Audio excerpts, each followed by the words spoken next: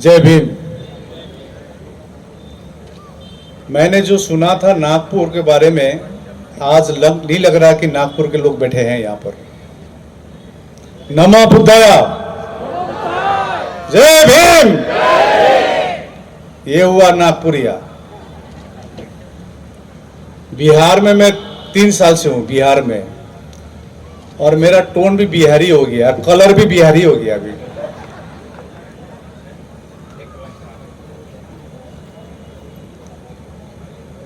वहाँ बिहार में वाह लगाता ज़्यादा, जैसे मान लीजिए सुरेश वाह, पेन वाह, मोबाइल वाह। अभी वहाँ हो गया लामा वाह। ये लामा वाह कौन है? तो सबसे पहले आप सभी को धन्यवाद देने आया हूँ। यदि आज 110 दिन आंदोलन जारी है,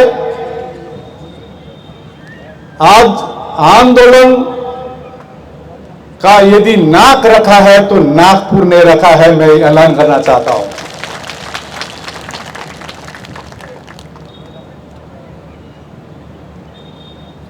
नागपुर, जैसे भंते कह रहा था, ऊर्जा भूमि।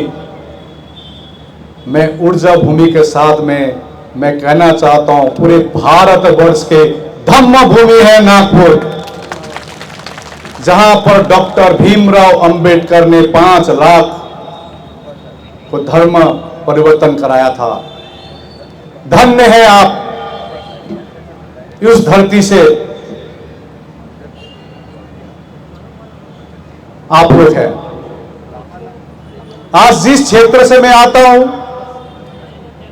हमारे वहां पर ज्यादातर धम्म बुद्ध को मानते हैं, लेकिन जैसे जैसे मैंने अध्ययन किया, नागपुर के और समस्त महाराष्ट्र के लोग धन्य हैं, डॉक्टर भीमराव अंबेडकर आप लोग ने दिया। डॉक्टर भीमराव अंबेडकर, अब यहां तो ऐसा प्रॉब्लम है, वहां वहां लगाता है, यहां ये लगाओ। मेरा कहना यह है, यदि श्रद्धा करना है तो दिल से करो, मुंह से नहीं, दिल से करो। और मैं कहता हूं, डॉक्टर भीमराव अंबेडकर मेरे मरते दम तक रहेगा, उनकी जो श्रद्धा है। नाम में क्या रखा है? उनके काम में रखा है। आज विश्व डॉक्टर भीमराव अंबेडकर, बाबा साहब अंबेडकर को याद है तो नाम नहीं, उनका काम याद करता है लोग। ये इंडिया हो या अमेरिका हो, नॉर्थ कोरिया, जिस देश को हम मानते हैं एक ऐसा देश, वहां भी डॉक्टर भीमराव अंबेडकर को मानते हैं, नॉर्थ कोरिया भी। तो मैं कहता हूं, जो भी काम करे दिल से करे। हमने देखा, हम लोग एक छोटे से जगह से आते हैं, एक संगठन है ऑल इंडिया बुद्धिस्ट फोरम। पहले इस संगठन का नाम था ऑल बंगाल बुद्धिस्ट कमेटी था, बंगाल में सीमित था, क्योंकि 2015 में मेरे को कलकत्ता बुलाया था। मैं एक मानेपर संघ का नेशनल जनरल सेक्रेटरी था। मेरे उम्र तब 40 साल का था, 40 इयर्स। तो जब कलकत्ता में गए, महाबोधि सोसाइटी में मीटिंग था कलकत्ता में, कॉलेज स्ट्रीट में। वो मीटिंग मैंने देखा, बुद्ध पूर्णिमा के दिन छुट्टी नहीं है बंगाल में। बंगाल में बुद्ध पूर्णिमा के दिन सरकारी छुट्टी नहीं है। अचंभित रह गए। इतने संगठन आए थे, जितने भी हमारे वहां बंगाल में संगठन है, बरुआ हो, तामंग हो, गुरुंग, भूटिया, टिबेटन, सभी संगठन आए थे। हम अचंभित रह गए। 70 साल हो गया है, 72 साल, 2015 की बात कर रहा हूं, जिस देश में प्रधानमंत्री विदेश जाकर कहते हैं कि हमने बुद्ध दिया है, युद्ध नहीं। जिस प्रदेश में मुख्यमंत्री का नाम बुद्धदेव भट्टाचार्य जी है, बुद्ध के नाम से है, उसी प्रदेश में छुट्टी ना होना सरकारी। तो हमने देखा पहले भी बहुत संगठन अपने अपने स्तर पर कोशिश किए थे, ज्ञापन दिए थे। तो शाम को हमने इमीडिएटली सभी को बोले कि चले भाई हम लोग एक साथ करते हैं, तो एक कमेटी बनाते हैं। तो वो कमेटी का नाम है all Bengal Buddhist development committee. और सभी संगठनों को एक साथ लाकर हम लोग ने ऐलान किया, जिस प्रकार से आपको मालूम है 26 नवंबर 2023 में हम लोग ने शांति रैली किया था महाबोधि मुक्ति के लिए। अभी अभी 17 सितंबर 2024 में भी शांति रैली पटना में किया था। उसी प्रकार से एक सिलीगुड़ी एक जगह है, वो एक कॉरिडोर है जो नॉर्थ ईस्ट को जोड़ती है। सिलीगुड़ी से आपका नेपाल 20 किलोमीटर में, 20 किलोमीटर में नेपाल है। बांग्लादेश 10-15 किलोमीटर में है, भूटान पास में है, और China aerial distance only 100 kilometre में है। तो वहां हम लोग ने शांति रैली किया, 430 मेमोरेंडम कलेक्शन किए, मुख्यमंत्री को दिए। इतनी भीड़ हुई थी रैली में, शांति रैली में। हम लोग ने ऐलान किया कि ये रैली में आप आइए, आह्वान किया। लगभग 70 मीटिंग एक महीने में करके काफी सफल हुआ, और 430 मेमोरेंडम हम लोग ने जमा किए एक साथ मिलकर। अंततः मुख्यमंत्री ममता बनर्जी ने अगले दिन ही 14 फरवरी 2017 को उन्होंने छुट्टी का घोषणा किया। वही मुख्यमंत्री कहते थे 26 छुट्टी हो चुका है और छुट्टी नहीं होगा, लेकिन वही मुख्यमंत्री ने घोषणा किया 14 फरवरी को 2017 में। उसके बाद हमारी होड़बाजी शुरू हो गई। होड़बाजी जानते हैं कैसा होता है?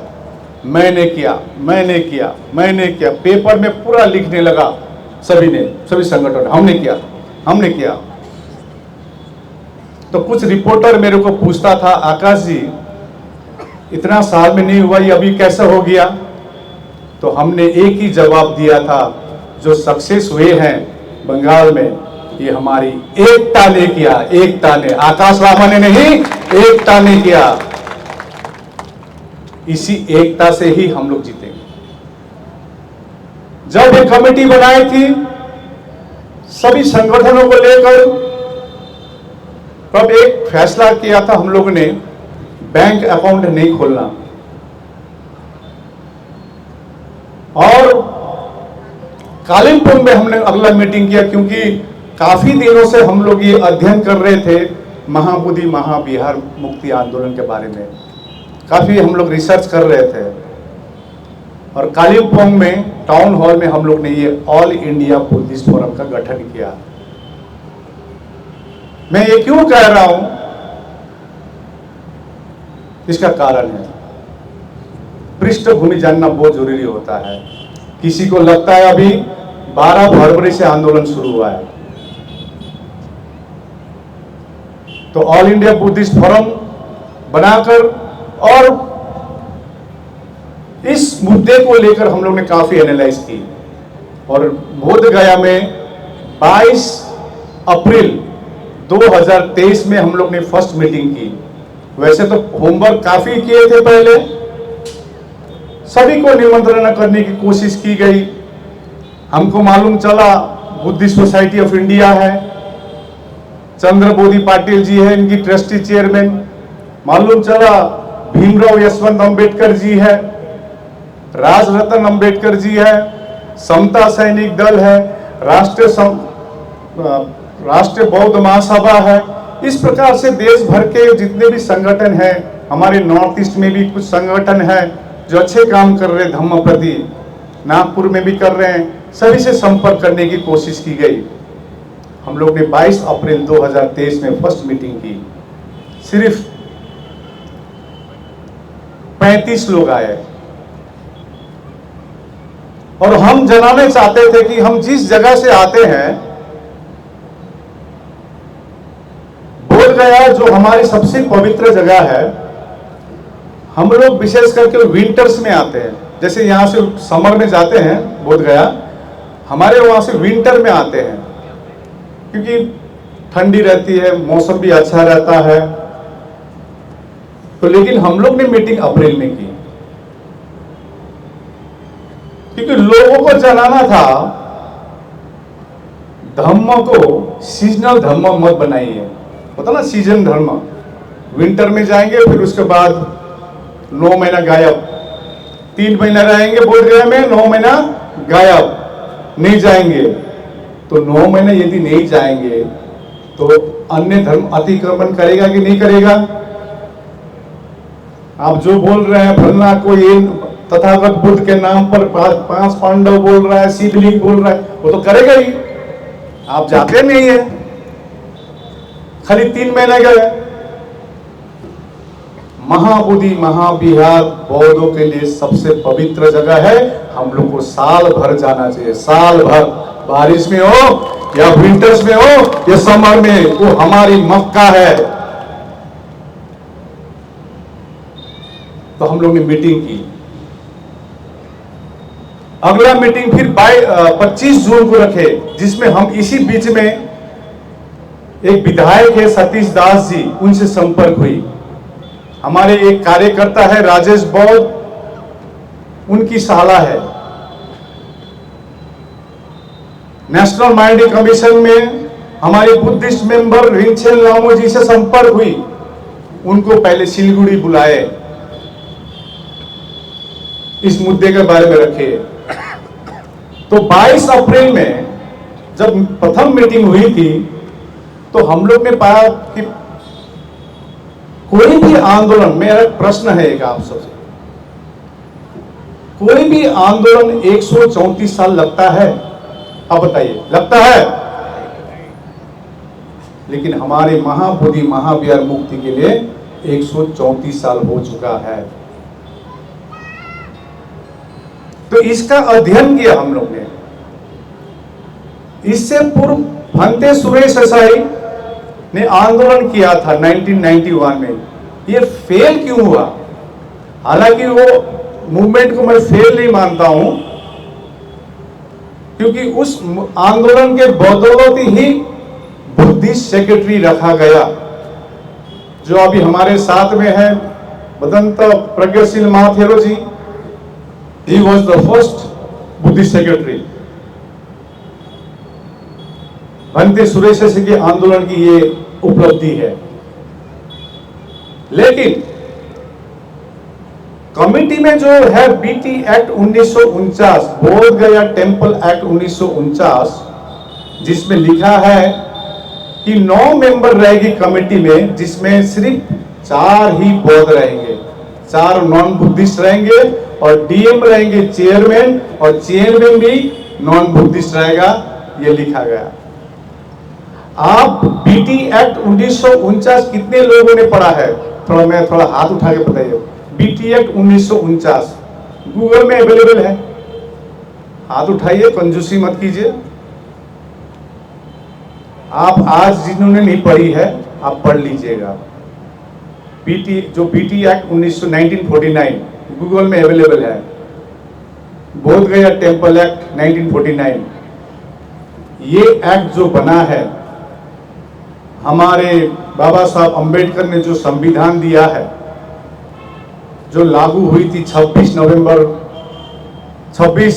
जनवरी 1950 में, इससे पूर्व जो ये है कानून है, ये बौद्धों के लिए नहीं बना है कानून। अब पढ़िए, अच्छी तरह से पढ़िएगा। तो हम लोग ने पाया भंते सुरेश देसाई का आंदोलन क्यों दब गई या दबा दी गई। उसका 2-3 मुख्य कारण हम लोग ने ये देखे। एक नंबर तो आंदोलन एक प्रदेश से ही केंद्रित था, विशेष करके महाराष्ट्र से। नंबर 2, हमारे जो हिमालयन बुद्धिस्ट है, जो नेशनल सिक्योरिटी के लिए बहुत इंपॉर्टेंट है। आप जानते हैं हिमालयन के जो लद्दाख, हिमाचल प्रदेश, सिक्किम, अरुणाचल प्रदेश, दार्जिलिंग, ये बहुत इंपॉर्टेंट है नेशनल सिक्योरिटी के लिए भी। यहां जो हिमालयन बुद्धिस्टों का इन्वॉल्वमेंट नहीं है, आंदोलन से कोई वास्ता नहीं है। तीसरा पाया सबसे इंपॉर्टेंट, सोशल मीडिया नहीं थी। हम लोग ने सुना था बहुत बड़ा आंदोलन हुआ है, लेकिन सोशल मीडिया नहीं थी, जो आज जो सुविधा है। तो हम लोग का चैलेंज क्या था? एक नंबर मैं आपको बताऊं, मेरे लिए चैलेंज क्या था? एक तो मेरा चेहरा मेरा चैलेंज था। अभी भी लगता है महाराष्ट्र में कितने लोग हमको जापानीज बोलता होगा।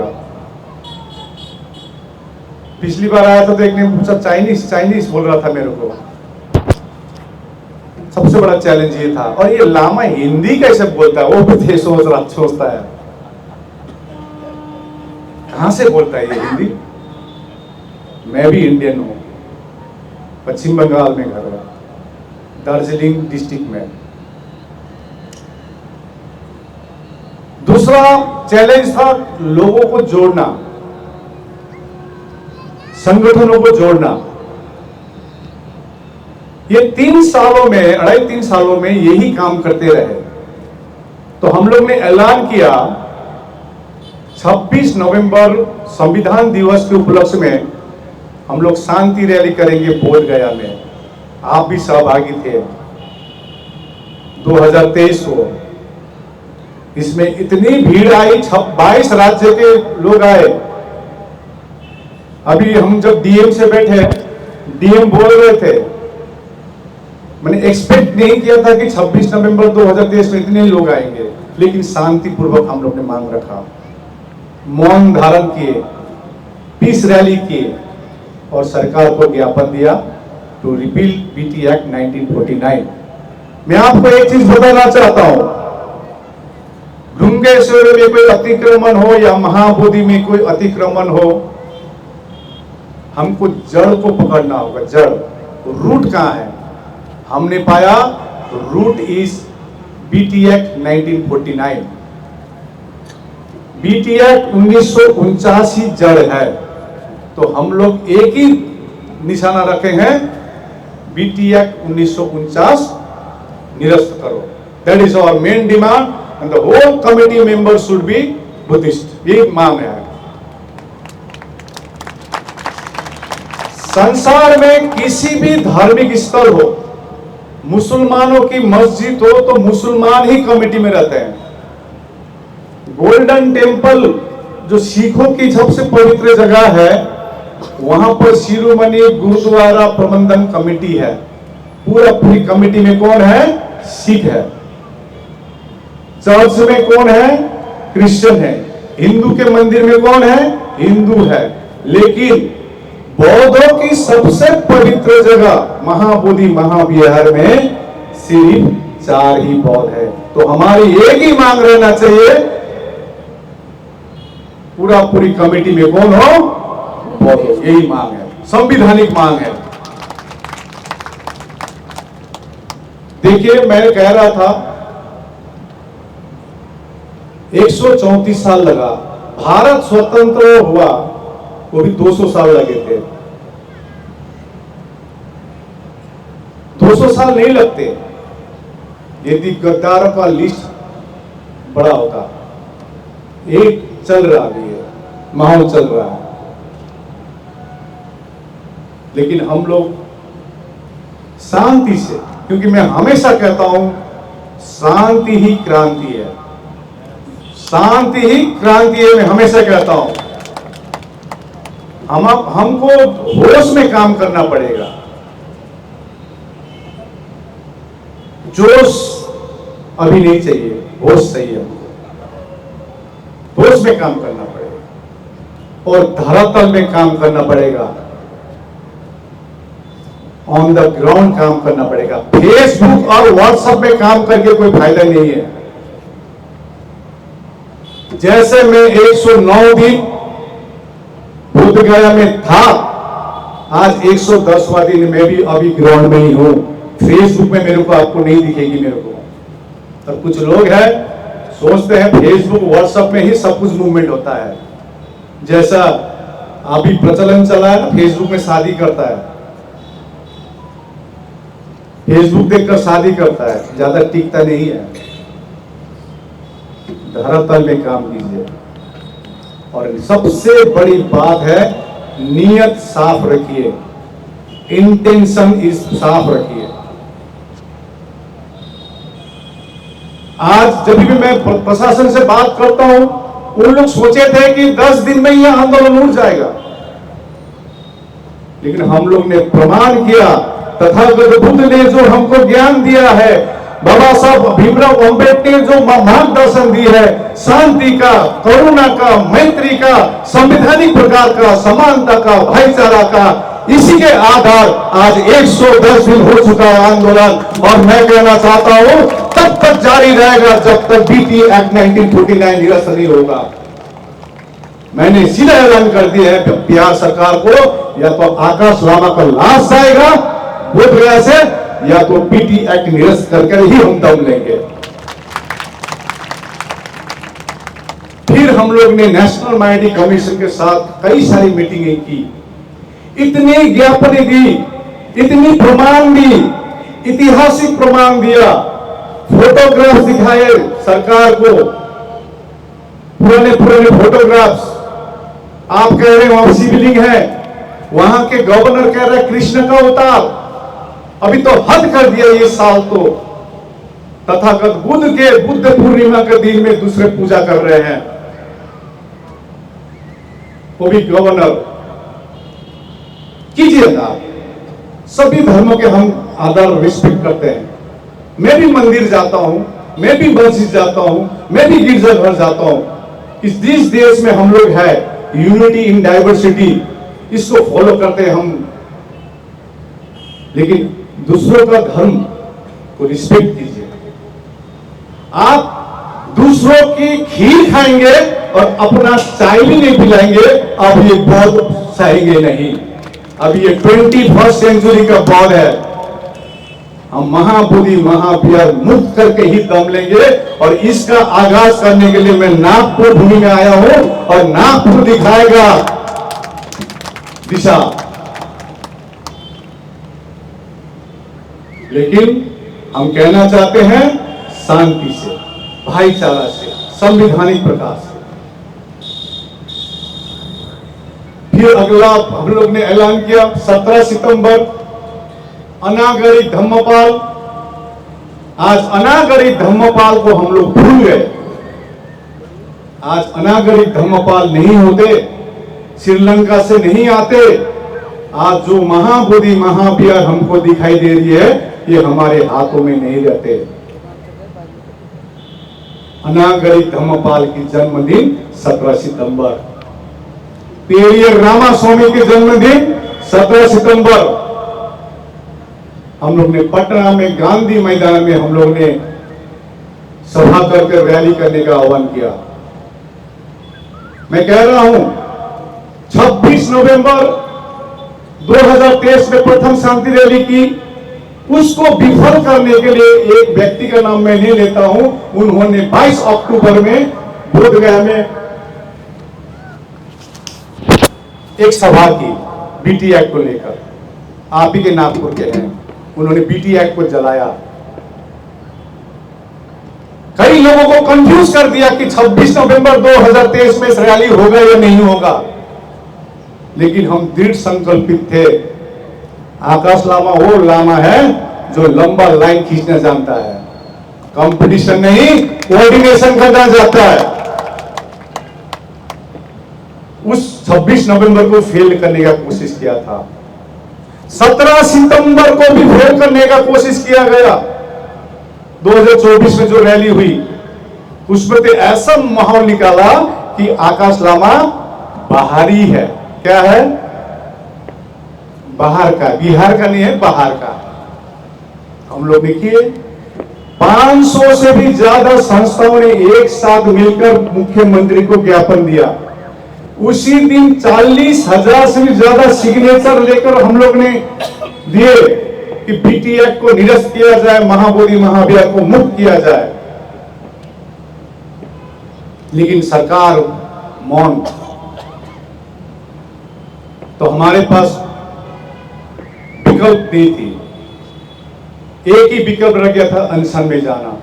तो हम लोग ने 12 फरवरी में 2025 को ऐलान कर दिया कि हम लोग अनशन करेंगे।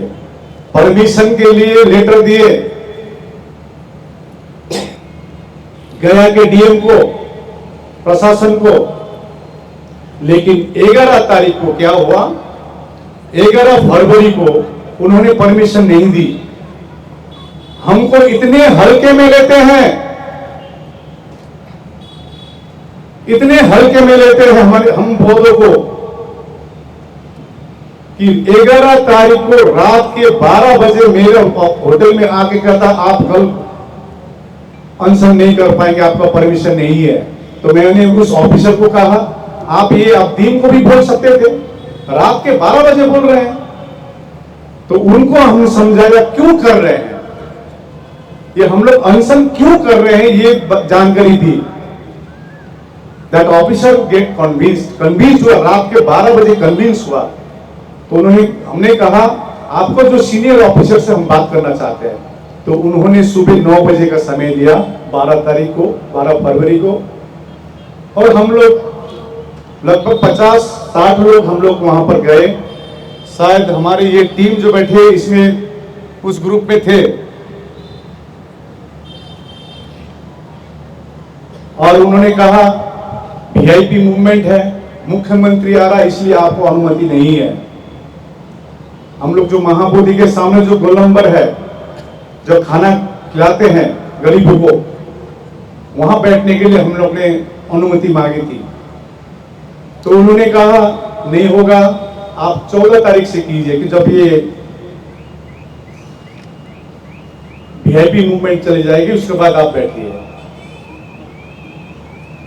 लेकिन हमने कहा कि 12 फरवरी हमारे लिए सबसे इंपॉर्टेंट दिन है, क्योंकि उस दिन माघ पूर्णिमा है। माघ पूर्णिमा के दिन तथागत बुद्ध ने घोषणा किया था कि 3 महीने बाद मेरा परिनिर्वाण होगा। इस दिन का महत्व है, हमको सांकेतिक सिंबॉलिक हमको धरने में बैठने दीजिए। उन्होंने अनुमति नहीं दी। तो बाबा साहब भीमराव अंबेडकर की मूर्ति है अंदर में, जयनारायण उद्यान में, वहां पर अनुमति मांगी और हम लोग वहां जाके बैठे पैसा देकर। डॉक्टर भीमराव अंबेडकर की मूर्ति के नीचे हम लोग 30 लोग गए, 20 रुपए करके दिए, 600 रुपए देकर हम लोग गए। फिर अगला दिन हम लोग बैठ गए। इसलिए मेरे नाम पर, प्रज्ञाशील भंते के नाम पर और के बौद्ध के नाम पर एफआईआर किया कि आपने अनुमति नहीं ली। उन लोग सोचे थे ये कुछ चंद भिक्षु है, ये तो भाग जाएगा। लेकिन मैं कहना चाहता हूं हमारे पास ऐसा ऐसा योद्धा है, मैं आपको अभी बताना चाहता हूं। आप ही के नागपुर के भिक्षु है, खड़ा हो जाइए आप, नाग धम्म रखिता, खड़ा हो जाइए। कहां है? 12 दिन पानी नहीं पिया, 12 डेज खाना छोड़ दीजिए। उनकी शरीर मुख सूख गए थी। और एक भिक्षु है ललन सुशील पाल भंते जी, इसी प्रकार से 5 भिक्षु का बहुत शरीर खराब हो गया था। नाम धम्मा रखिता भंते, मैं उनको कन्विंस कर रहा था, भंते जी नारियल पानी पी लीजिए, क्योंकि आंदोलन आगे बढ़ना है और इसी जीवन में महाबोधि महाविहार मुक्ति देखना है हमको, मर के हम नहीं देख सकेंगे। इसीलिए आपको जीना है, आप थोड़ा पानी पीजिए। लेकिन मेरे को अभी भी मेरा कान में घुसता है, नाक धम्म रखी तब अंते ने कहा, महाबोधि महाबिया मुक्त नहीं होगा, मैं अन्न भी नहीं लूंगा, पानी भी नहीं पीऊंगा।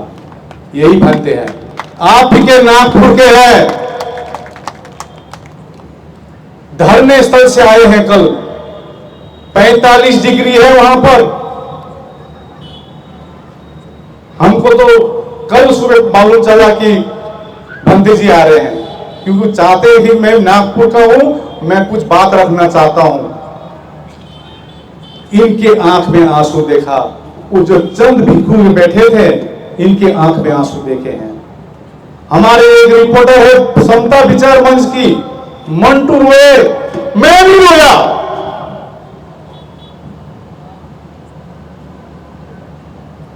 आप उस दिन का दृश्य सोचेंगे ना, आपका रोंगटे खड़े हो जाएंगे।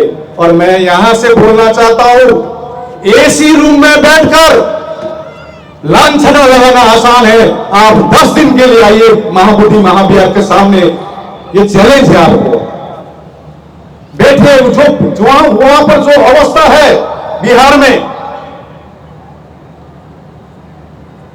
जो विपरीत परिस्थिति है वहां पर, अभी भी हमारे भिक्षु जो 12 फरवरी में जो भिक्षु थे, वही भिक्षु अभी तक डटे हुए हैं। आप उनको सलाम करना होगा। देखिए, यदि कोई युद्ध जीतता है, ऐसा भिक्षु चाहिए। व्हाट्सएप और फेसबुक का भिक्षु हमको नहीं चाहिए।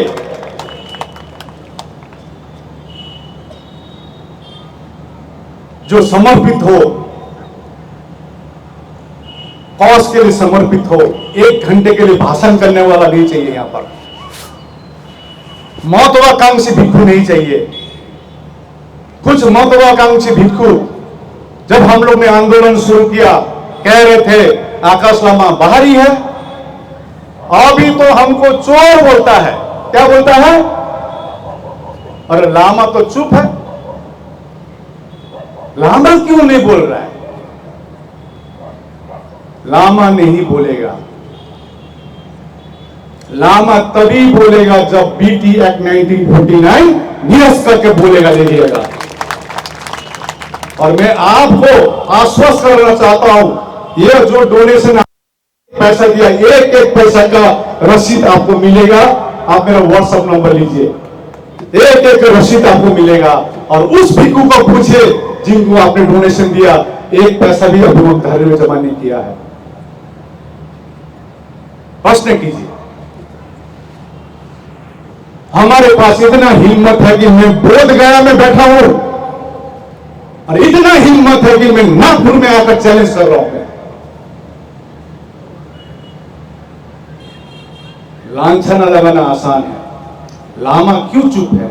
लामा एक ही कारण के लिए चुप है, क्योंकि हमारी धम्म हमको प्रतिक्रिया देने का अनुमति नहीं देती है। हमारी धम्म हमको शांति सिखाती है, हमारी धम्म हमको करुणा सिखाती है, हमारी धम्म हमको शांति के मार्ग में चलना सिखाती है। हमारी तथागत बुद्ध ने एक ही लाइन में कहा है, अतो दीपो भवा, खुद का दीप खुद जलाइए। और मैं कहना चाहता हूं, जो भीड़ आज आए हैं, ये धम्म के कारण आए हैं। जो अतो दीपो भवा जो है वो लोग आए हैं यहां पर।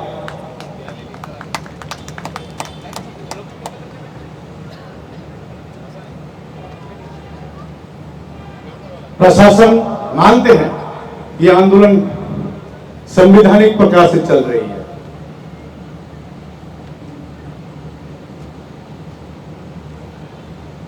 और चलती रहेगी।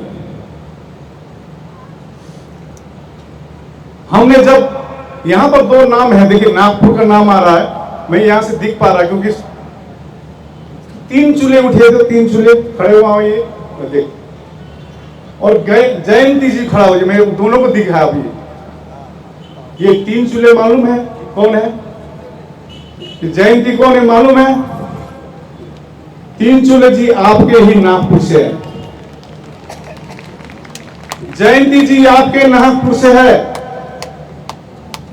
ये 3 चूल्हे जी वहां पर घूमने गए थे महाबोधि। महाबोधि घूमने गए थे, जब उन्होंने देखा कि हमारे कुछ भिक्षु बैठे हुए हैं यहाँ पर, वो सोचे किस कारण के लिए बैठे हैं, तो उनको कारण मालूम चला। और उस दिन से ये तीन चूल्हे जी पूरा धरना का किचन संभाल के रखा हुआ है। तीन चूल्हे जी अभी कुछ दिन के लिए आए हैं, तो मालूम है लोगों ने उनके दिमाग में भी बहुत नेगेटिव डाल दिया है कि लामा फलना है, फलाम लामा ये है।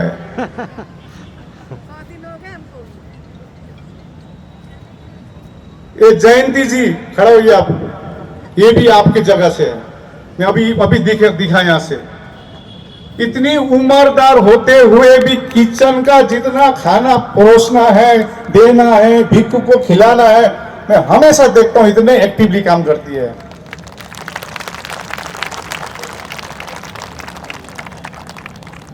मैं आपको थोड़ा एक घटना का बात रखना चाहता हूं। अभी अभी जो 4 मई में हम लोग ने एक संकल्प किया कि धम्मचारिका करके हम लोग पटना जाएंगे। हम लोग गए,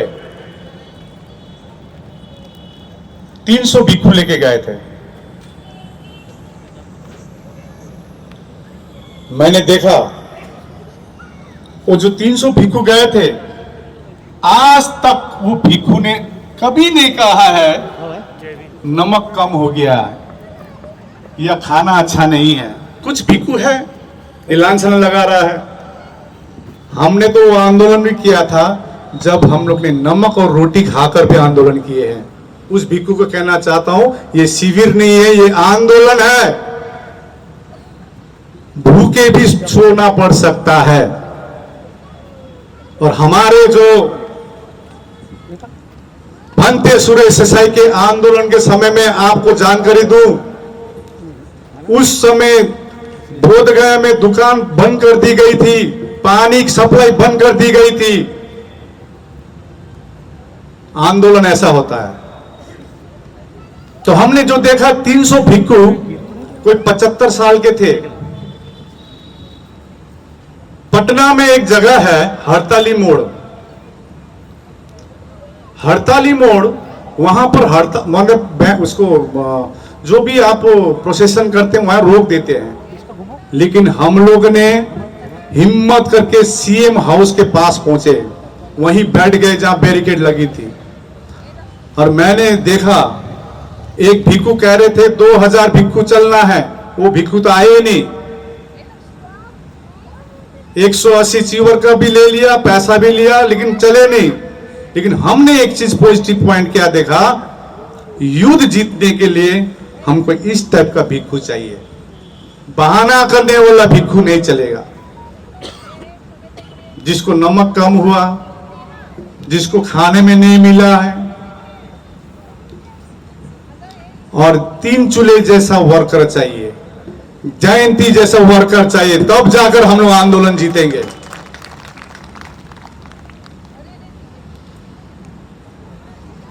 तो अभी भी आंदोलन जारी है। अभी आपने धम्म तब भांते की बात सुने। आज बीच में 9 तारीख को, 9 मई में जब हम लोग वहां से आए, पटना से आए, इंडिया पाकिस्तान का एक युद्ध का आप जानते हैं, उसको आधार बनाते हुए धरने को बंद करने की कोशिश की प्रशासन ने।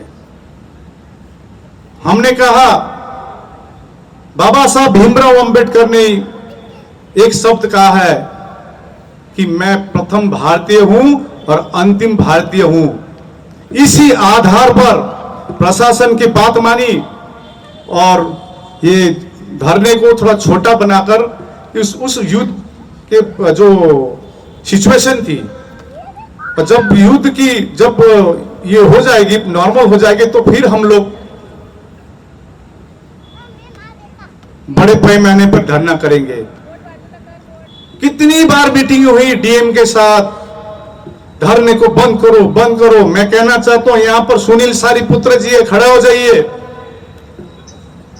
चंद्रबोधी पाटिल जी ये खड़े हो जाइए, प्रकाश दार्शनिक के खड़े हो जाइए। मैं यहाँ तो देख पा रहा हूं भंते जी, डॉक्टर चंद्रकीर्ति जी, इसी प्रकार धम्मा तब भंते जी, और भी भंते थे और भिक्षुनी भी थे। हम लोग ने कहा पेंडल हम लोग नहीं तोड़ेंगे, लेकिन पेंडल तोड़ने के लिए वो विवश थे। लेकिन अगले दिन ही 10 मई को युद्ध विराम हुई, सीज फायर हुई, तो हम लोग ने ऐलान किया था अब धरने और बड़ा होगा।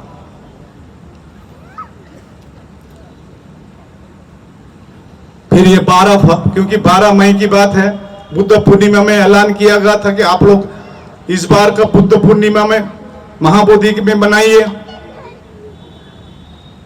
और काफी भीड़ थी।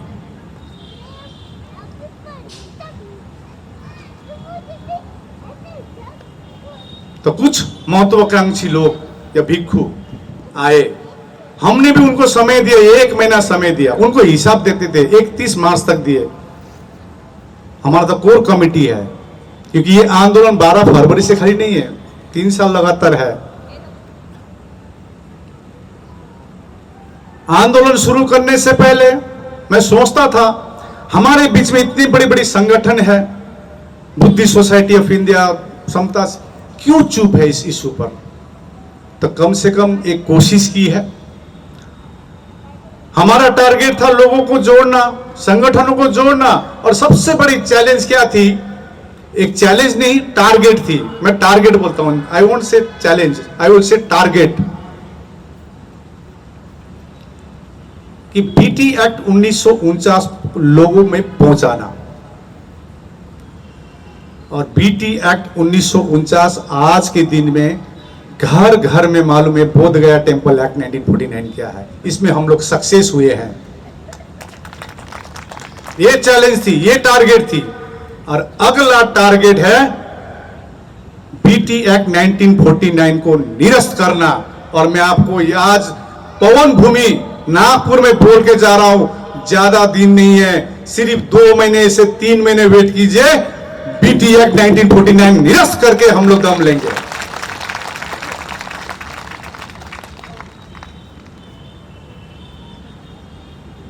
मैं एक घटना, हम लोग बहुत दुखित है। कोई एक श्रामनेर मीनाचार्य जी को अरेस्ट हुआ है, हम लोग बहुत दुखित है। उस शाम की मैं थोड़ा घटना आपको जानना चाहता हूं। हमने पहले दिन से वहां पर ऐलान किया था कि जो भी करे धरने स्थल पर ही करे, हम लोग जो भी हो धरने स्थल पर हो, बाहर में कुछ हम लोग ज्यादा ना करें। इसी अंदर में, और जो अंदर आते थे मैं उनको दोस्त मानता था, अपने लोग मानता था।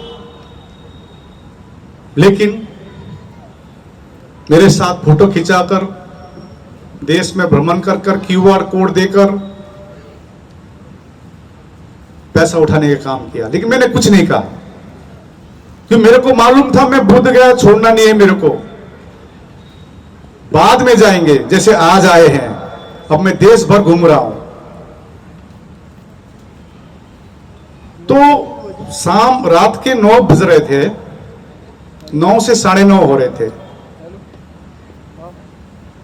पुलिस, पूरा पुलिस फोर्स आया। मैं शांति से, क्योंकि वहां पे कूलर है, बैठा हुआ था। और वैसे भी 11, 12, 13 को भीड़ थी। जैसे अभी हलचल 100 से कम है, लेकिन उस समय भीड़ थी। पुलिस आए, और बोध गया के जो एसएचओ है, पुलिस इंस्पेक्टर मनोज जी, वो मेरे पास आके बोला, लामा जी आपको बाहर बुला रहा है रास्ते में। कौन बुला रहा है? एसडीएम बुला रहा है और डीएसपी बुला रहा है। मेरे साथ कुछ लोग गए, सीधा सीधी हमको एसडीएम बोलता, लामा जी तमाशा बंद कीजिए आप। आपको मालूम है आपके धरने के कारण वहां पर हिंदू बुद्धिस्ट का राइट होने वाला है। वहां 250 लोग बैठे हुए जो जय श्री राम के नारे लगा रहे, लाठी लेके बैठ रहा, हम लोग आ रहे, रैली लेके आ रहे हैं। हमने बोला हमने तो कुछ ऐसा निर्देश दिया नहीं है, हमने तो कहा जो है हम लोग शांति से ही इतने दिनों से कर रहे हैं, अपना मांग रख रहे हैं। तो उन्होंने बताया ऐसा ऐसा माहौल है, बहुत धार्मिक राइट का बात है। तो हमको वो पुलिस ऑफिसर ने कहा तो बिनाचर ये क्या कर रहा है यहाँ पर। तो हमने उनको बोला उनको निकालिए बाहर वहां से, बिनाचार्य हो या जो भी भिखो वो हमारे हैं, उनको बचाने का कर्तव्य हमारी है। मैं गया उनके पास, एक ही चीज कहा मैं उनको, इसका साक्षी काफी जो लोग हैं वहां पर, वीडियो भी है। मैं वीडियो जारी नहीं किया क्योंकि हमको हमारी धम्म नहीं सिखाती है कि हमको अपना उत्तर देते रहे और मुद्दा भूल जाए। हमारे लिए बीटी एक्ट 1949 निरस्त करना इंपॉर्टेंट है, इसलिए हमको स्पष्टीकरण देना इंपॉर्टेंट नहीं लगता है। तो हमने बिनाचार्य जी को बोले, देखिए जोश तो चाहिए, होश भी चाहिए। रामा जी वहां एफआईआर नहीं ले रहा है, ढूंगेश्वरी में ये हुआ है। कुछ कहना चाह रहे हो? इसका अच्छा, सबको अपना अपना फिक्र है। सुरेश पासवान माइक खोजने के लिए चढ़ गए, टेंशन मत लीजिए सुरेश पासवान जी। अच्छा, वी लव बाबा साहब चैनल कितने लोग देखते हैं, हाथ उठाइए तो। सुरेश जी देख लीजिए, नंबर ले लीजिए। सुरेश पासवान जी माइक लेने आए थे, खोजने आए थे।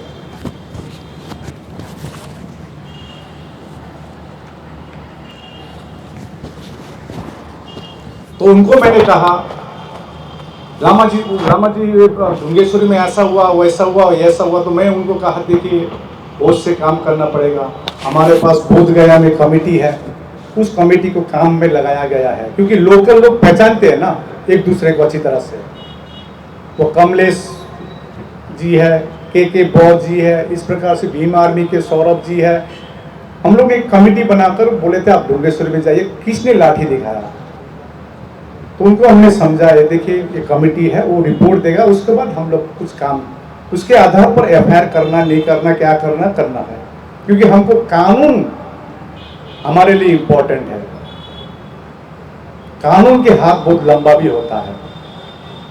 तो मैं अभी ज्यादा लंबा नहीं बोलूंगा, आगे की रणनीति क्या होगी मैं थोड़े शॉर्ट में बोलूंगा। तो उस दिन उनको कहा, आप एक काम कीजिए, आप पीछे चले जाइए। देखिए आप भी बाहरी है, मैं भी बाहरी हूँ, और जितने महाराष्ट्र थे वहाँ के जे भीम बोले मैं बाहरी है, आप लोग पीछे जाइए, शांति से सोइए। क्योंकि हमको मालूम था पुलिस ने उनको भगाया, जिस प्रकार से वो बैठा हुआ था पसीना पसीना हुआ था। तो माहौल 9:30 से 11:30 हो गया, माहौल को शांत हुए। हम लोग ने लाइट बंद की, उसके बाद हमने लगभग 12:30 बजे करीब पीछे गया मैं, देखता बिनाचार्य जी नहीं था वहाँ पर। फिर जब माहौल शांत हो गया तो हम अपने अपने रूम चले गए सोने, और सुबह मालूम चले कि उनको अरेस्ट हुआ है। अगले दिन ही वो अरुण गौतम को मैंने फोन किया, जो धाकड़ टीवी को, क्या हुआ? तो उन्होंने कहा रात के 2 बजे वो होटल के मालिक ने फोन कर दिया पुलिस को, और पुलिस आए और कहा कि बिनाचार्य जी को कि आपको जान का खतरा है, आपको सुरक्षा देंगे। उसी के आधार पर अरेस्ट किया गया। तो हमने अपना एडवोकेट, जो हमारे केस लड़ रहे हैं बोधगया में, एडवोकेट अशोक वर्धन, यदि आपको नंबर चाहिए आपको मैं दे सकता हूं, उनसे कहा कि अशोक जी जैसा भी हो उसको बेल कराइए। और वो वार्तालाप है, मैं किसी को वार्तालाप शायद अमन जी को मैं भेजा हूँ, जो आपका यहाँ का चैनल है उनको भेजा हूँ। मैं ज़्यादा बोलना नहीं चाहता हूँ। देखिए मैं एक ही चीज़ कहता हूँ, आज इतनी रात हुए आप लोग यहाँ पर डटे हुए क्यों मालूम है ना? हमको महाबोधि महाविहार मुक्ति चाहिए, वो हमारे लिए इम्पोर्टेंट है। और जब इस धरती से, इस संसार से जब हम लोग जाएंगे यहाँ से, उस समय कम से कम कह सकेंगे कि हमने तो कोशिश किया, किसी के दान के रूप में, किसी ने आंदोलन के रूप में कोशिश किया है। तो अंतिम दिन के लिए काम कीजिए। और मैं इसी बीच में 10 मार्च में हम लोग ने रीट पिटीशन फाइल की। पिछली 1 साल से शैलेश जी से बात चल रही थी, जो भंते सुरेश देसाई ने जो रीट पिटीशन फाइल किया था उसको हम लोग स्टडी कर रहे थे। तो हमने आनंद जी को मिला, आनंद जोंडाली जी को, जो सुप्रीम कोर्ट के एडवोकेट है, उनसे बात करते हुए हमने कहा अलग से रीट पिटीशन नहीं डालना है। वो जो भंते सुरेश देसाई ने जो रीट पिटीशन डाले हैं वो 12-13 साल क्यों लग गया हियरिंग के लिए। तो ये इंटरवेंशन उन्होंने भी खुद किया है और हम लोग ने भी किया है। और आपको बता दूं, in the history first time 16 मई में हियरिंग हुआ है, फर्स्ट टाइम। और 29 जुलाई डेट दी है फाइनल हियरिंग के लिए। ये कोई एक आकाश लामा के लिए नहीं हुआ है हियरिंग, ये हमारी सामूहिक कलेक्टिव एफर्ट के लिए हुआ है। मैं कहना चाहता हूं कलेक्टिव एफर्ट। और हम लोग कलेक्टिवली ही 29 जुलाई को हम लोग अपने पक्ष पर ये करके रहेंगे, ये आपको जानने आया हूं। और धरना हम लोग कंटिन्यू रखेंगे जैसे भी परिस्थिति हो। जैसे आज लाइट काट दी, पानी काट दो, कितना काटोगे? गला काटना चाहोगे गला भी काटो, लेकिन हम लोग महाबोधि महाप्यार मुक्त करा के रहेंगे। ये स्ट्रेटेजी हम लोग बनाए हैं। और आप लोग ने जो आज दान दी है, आपसे मैं आश्वस्त कराना चाहता हूं, इसका एक एक पैसा का आपको हिसाब मिलेगा। यदि यहां से मेरे को बताइए आंदोलन में कितने लोग गए, हाथ उठाइए। काफी लोग गए हैं। इसलिए मैं कहता हूं नागपुर ने ही मेरा नाक रखा है। वहां पर कॉपी है, पूरा हिसाब देख सकते हैं, कितना बैंक में है, कितना कैश इन हैंड है। हमारे जो 25 लोगों की कोर कमेटी है उनको जाती है हिसाब। हम तो प्रश्न नहीं करते हैं। देश में ऐसा भी संगठन है,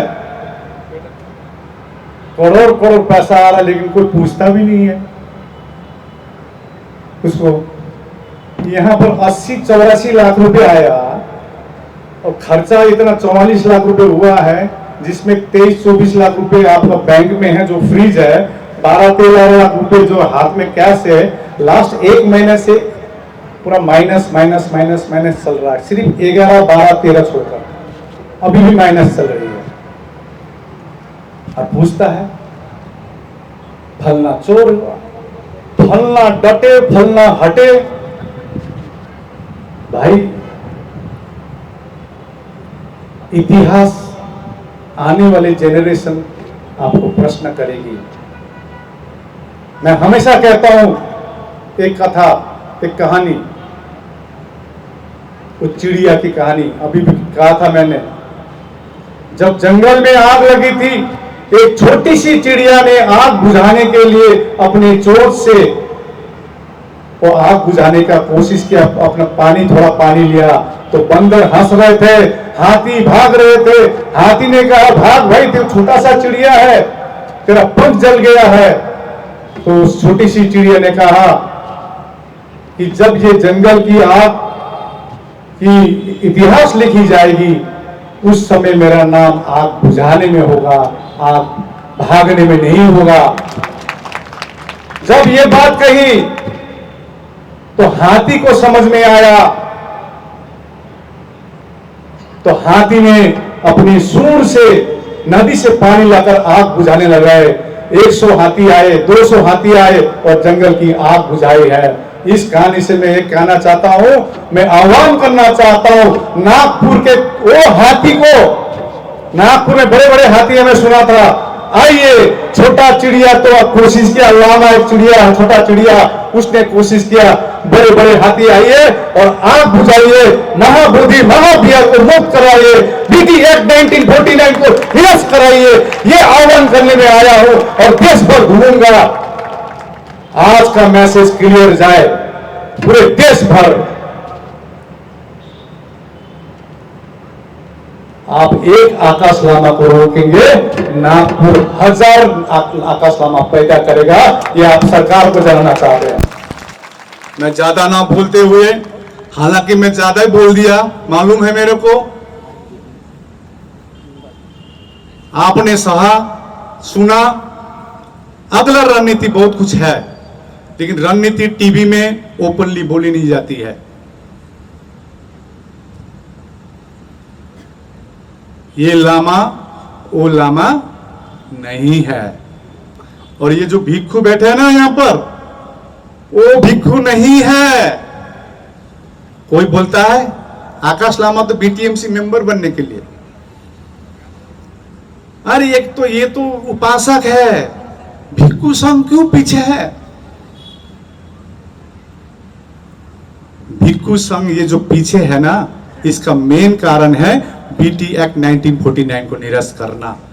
हमारे लिए इंपॉर्टेंट है पीटी एक्ट 1949। तो बहुत बहुत शुक्रिया, बहुत बहुत धन्यवाद, आपने मेरी बात सुने। मैं आपसे आह्वान करना चाहता हूं, आज यहां पर जितने लोग बैठे हैं, एक एक रुपए उठाइए और महाबोधि महावीर मुक्ति के लिए आप लोग दान कीजिए। निश्चय हम लोग जीत रहेंगे। पेशेंस रहिए, पेशेंस रखिए, हम लोग जीत कर ही हम लोग दम लेंगे और पूरे भारत को बुद्धमय बनाएंगे, ये आपसे ऐलान करना चाहते हैं। धन्यवाद। भवन्तु सर्वं मंगलम। आप देख रहे हैं WLBS न्यूज। चैनल को सब्सक्राइब करना और बेल आइकन को प्रेस करना ना भूले।